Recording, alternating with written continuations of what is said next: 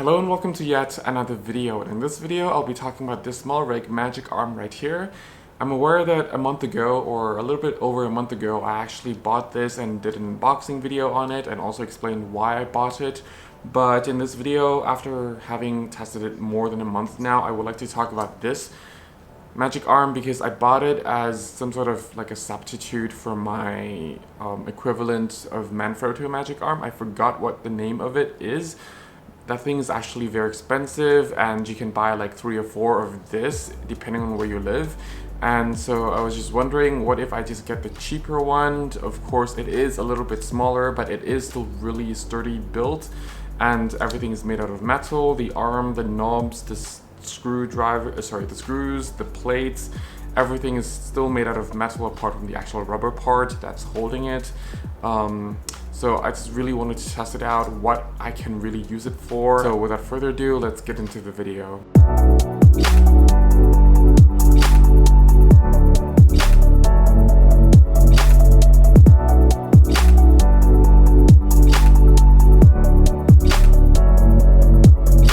So the Smallrig Magic Arm, this is actually a little bit smaller and actually feels a lot smaller than the Manfrotto equivalent version of this. But again, it is like almost a fraction of the price of the Manfrotto one, and this thing is made out of metal. It is very solidly built, and also it gives a really solid feeling when you actually touch it. I know it looks plasticky or it looks posh plastic in pictures and it doesn't look that much smaller on the pictures, but when you actually feel it and actually take it around with you, it actually makes a huge difference.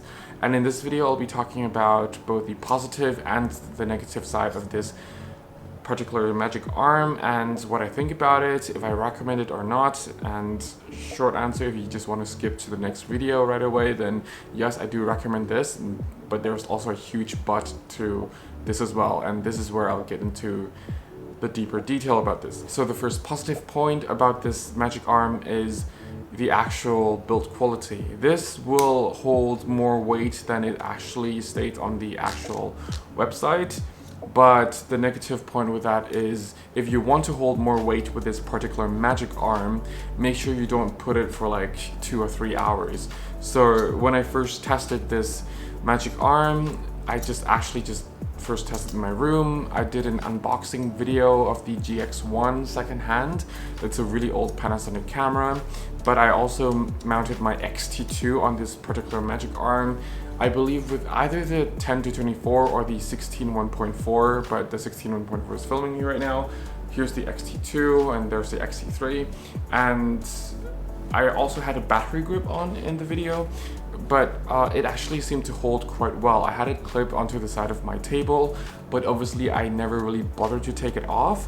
So the downside of that is, if you leave it for like a few hours, like if you're too lazy like me to take it off, then it will slowly loosen itself and slowly will fall once, you know, the weight reaches the point where the actual structure cannot hold it anymore. And the consequence of that is it actually broke my battery grip. Well, not the whole thing itself, only like the part that kind of seals the gap between the actual body and the grip itself. So it's something like super glue can actually fix with no problem. But I can imagine on like certain heavier camera, it may actually damage it if you leave it on there for a while. But that being said, you know, if you're only going to use it for like long exposure shots, short video takes, maybe it will be very stable, very sturdy, and it will get the job done. Because I actually took this out for quite a few long exposure shots with my XT3 that's filming me right now, and also a heavier camera, the full frame mirrorless camera, the Canon EOS R with this particular setup, the 16-35mm. I also sometimes use the lighter 50mm 1.4 on here, but together with the adapter, because I only brought my EF lenses with me. And with the XT3, I also mainly had the 10-24 on here, and also the 55-200mm. So it's quite some weight to it. But again, as I mentioned earlier, if you only have it for, let's say, no longer than half an hour or 1 hour, so relatively short to not so short time, then this thing will hold. And even if the surface or whatever you grip it to is vertical, it will still hold, because I mount this onto a lot of rails and also a lot of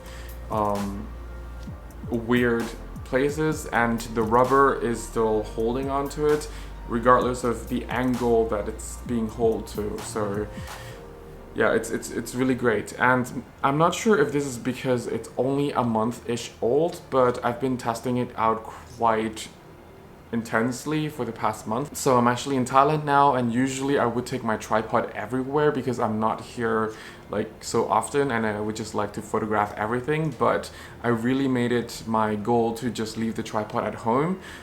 It's the Manfrotto B3 Pro version. I'm not sure anymore because I have a lot of these tripods at home as well. So anyway, and instead of taking the tripod, I would take this. And to be honest, this really got me like out of a lot of trouble, because here in Thailand we have a lot of like no tripod rules. Whether if you're like on a bridge or if you're on, I don't know, some commercial ground or whatever, there's a lot of no tripod rules. Even in like a natural park, there's not really like, there's a really strict no tripod rules in so many places.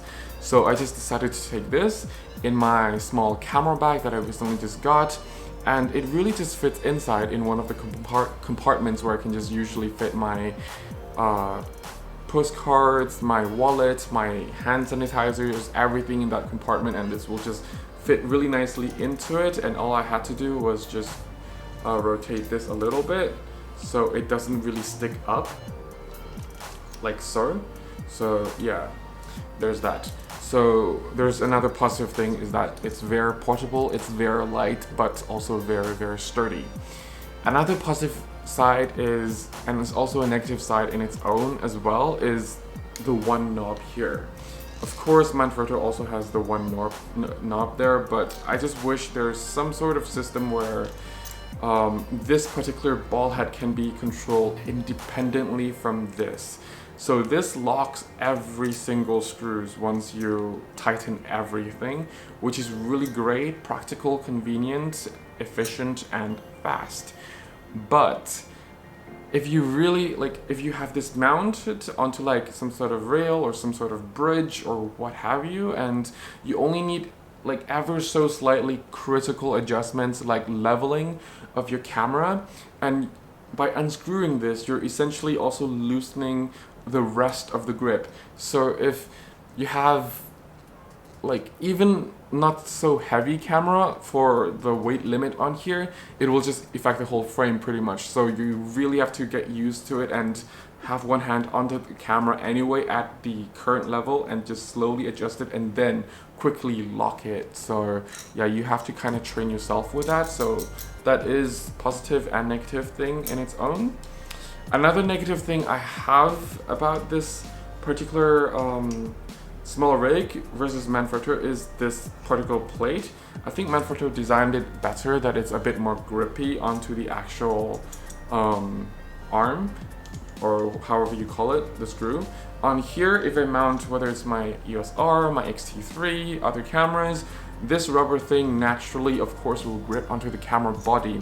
And I would need to spin that thing, and sometimes I would really hesitate if this would come off together with the camera and then suddenly drop somewhere. Because wherever I'm mounting this, it's usually not the safest place, and if it drops somewhere like into the river or onto the road beneath me, if I'm shooting from the bridge, then you know, it's pretty much gone. So this usually just sticks onto the camera, whereas the Manfrotto, it still sticks onto the camera, but it doesn't follow all the way up. So I just wish they have some like sort of design that just, you know, keeps it more in place. But it's a very nitpicking thing. But if you're really out there shooting at a more risky place and taking from a more risky angle, then, you know, this can really give you that cold back feeling, like, oh, will it come out, will it come out? And You know, if you're only working with one camera, that's fine, but usually I'm outside with multiple cameras. So when I say I'm out there with my X-T3, then most likely I'm also with my EOS R on my side, trying to get other pictures as well. So these two cameras usually travel with me, you know, everywhere, because they produce different kind of images, different kind of results, have different kind of features, and use different kind of lenses, and so I always take two of the cameras out anyway, and multiple lenses, so I don't always have the other hand trying to catch this if it really comes out. So yeah, there's that. So those are pretty much my nitpicking, but also my main positive things about this particular small rig. So what do I really think about it, and if I recommend it? I think I recommend this like 80% of the time. So if you're using something like an X-T20, maybe to a certain extent X-T3, X-T4 equivalent, then yeah, I would kind of recommend it. And obviously it doesn't need to be those particular camera, but just like similar size, similar weight, similar class kind of cameras, then yes, I would recommend it. I would not recommend putting on something like a 5D Mark III, 5D Mark IV, or equivalent camera style, body size, and weight, including the lens, of course. So because it's definitely going to be too overkill for this, and you're going to put a lot of burden on the actual rubber. But if you're going to be shooting something like even with the EOS R, but not going to be gripping it for like longer than an hour, then I would also recommend this. If you're going to do it like maybe maximum half an hour long exposure or something, then yeah, this will be really sturdy and fine. But you know, when you're like the heavier camera you mount on top, make sure that you really screw it tight, that when you try to screw it backwards, it's even hard for you to screw it backwards. So really make it tight. That's how you know it's going to be so secure. Because when you put really heavy camera on it, or any sort of equipment on it, if you don't screw it really tight enough, I know it's common sense to say, but some people can just do it really quick and think it's secure, but it's actually not. And then if it's heavy equipment, it can end up over time, maybe after half an hour, slowly like move, and then to the point where the weight of the object is simply just too heavy for the screw to hold, because when it starts moving, the screw also starts moving, and then it just, you know, untighten itself. So physics. If you're using small cameras, and if you're looking for, you know, not bringing a smaller tripod, but also like not a tripod at all, but something really practical to still grip on something and give you stable shots, I would really highly recommend this. It's really nice. One thing, if you're like clipping it to a bridge or something that also has vibration, then the vibration will also transmit onto this arm and into the camera. That's normal. It also happens on a tripod. If you have a tripod on a bridge and someone walks by, the bridge vibrates, then of course the camera also captures the actual vibration. So yeah, it also happens with this. So yeah, but if you're planning to mount it for like several hours with a heavy or somewhat almost heavy equipment, I really don't recommend this, and really recommend going for the Manfrotto one, because that's actually made for, you know, clipping for hours and hours and hours, and it will not fail. But for like a short trip like what I'm doing in Thailand, I really didn't regret bringing this, because, you know, I only need it for long exposure shots and really just normal quick grab shots, or just getting a balanced shot that I can just do a semi long exposure on. It's really nice and practical, and also just fit into the camera bag quite nicely. And I also can just use a smaller camera bag without the big one that actually usually would fit the tripod. So yeah, that's the bright side. And of course, if this gets lost or if it's gonna break, it's not that expensive to replace. It's like between 20 and 25 euros, again, give or take, depending on the tax in your particular location and time of the year you buy it. I've seen as high as 30 euros, but in general, it shouldn't be more than 20 or 25 euros. But I also have seen it low as 15 euros. But then again, as I said, depends on where you live. So that has been the video of this small rig, Magic Arm. I hope you find it a little bit helpful, at least. I just wanted to share about this because I didn't find a lot of videos about this at the time when I was searching for it. So yeah, and I hope that this video was a little bit more informative. And if you have any questions, please leave them down below. If you need a free photography guide, absolutely for beginners, it's linked down in the description below on my website. Thank you very much for watching. Stay safe, have a great time, and have fun shooting. Bye.